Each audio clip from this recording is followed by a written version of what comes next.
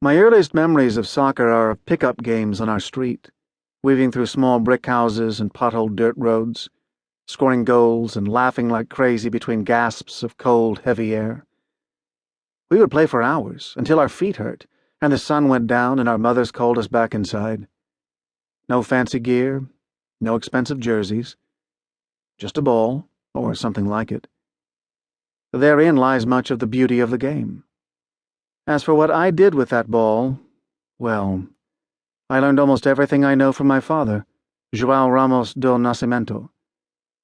Like virtually everyone in Brazil, he was known by his nickname, Dondino. Dondino was from a small town in the state of Minas Gerais, literally, General Mines, where much of Brazil's gold was found during colonial times. When Dondino met my mother, Celeste, he was still performing his mandatory military service. She was in school at the time. They married when she was just 15. By 16, she was pregnant with me. They gave me the name Edson after Thomas Edison because when I was born in 1940, the electric light bulb had only recently come to their town. They were so impressed that they wanted to pay homage to its inventor. It turned out they missed a letter, but I've always loved the name anyway. Dondino took his soldiering seriously, but soccer was his true passion. He was 6 feet tall, huge for Brazil, especially in those days, and very skilled with the ball. He had a particular talent for jumping high into the air and scoring goals with his head, something he once did an amazing 5 times in one game. That probably was, and is, a national record. Years later, people would say, with some exaggeration, the only goal-scoring record in Brazil that doesn't belong to Pelé is held by his own father. It was no coincidence. I'm certain that Dondino could have been one of the all-time Brazilian greats. He just never got a chance to prove it.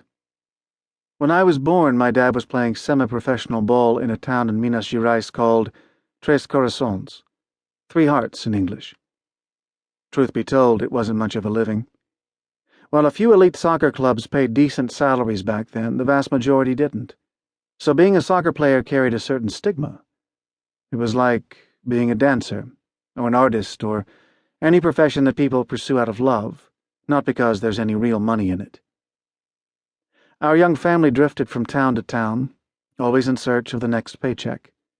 At one point, we spent a whole year living in a hotel, but not quite the luxury kind, let's say. It was, as we later joked, a 0-star resort for soccer players, as well as traveling salesmen and outright bums. Right before my 2nd birthday in 1942, it looked like all that sacrifice would finally pay off. Dondino got what appeared to be his big break. He was called up to play for Atlético Mineiro, the biggest and richest club in all of Minas Gerais. This was finally a soccer job that could support all of our family, maybe comfortably. My dad was just 25. He had his whole playing career in front of him. But during his very first match against São Cristóvão, a team from Rio, disaster struck when Dondino collided at full speed with an opposing defender named Augusto. That was not the last we heard of Augusto, who would recover and go on to other things. But it was sadly the high point of Dondino's playing career. He catastrophically damaged his knee, the ligaments, perhaps the meniscus. I say perhaps because there were no MRIs back then, no real sports medicine to speak of at all in Brazil, in fact. We didn't really know what was wrong, much less how to treat it. All we knew was to put ice on whatever hurt, elevate it, and hope for the best. Needless to say, Dondino's knee would never fully heal. Unable to make it on the field for his 2nd game, Dondino was quickly cut from the team and sent back home to Três Corações. Thus began the true journeyman years, a period that would see our family constantly struggling to make ends meet. Even in the best of times, things had been tough, but now Dondino was around the house a lot, trying to stay off his knee, hoping it would somehow mend and he could go back to Atlético, or someplace similarly lucrative.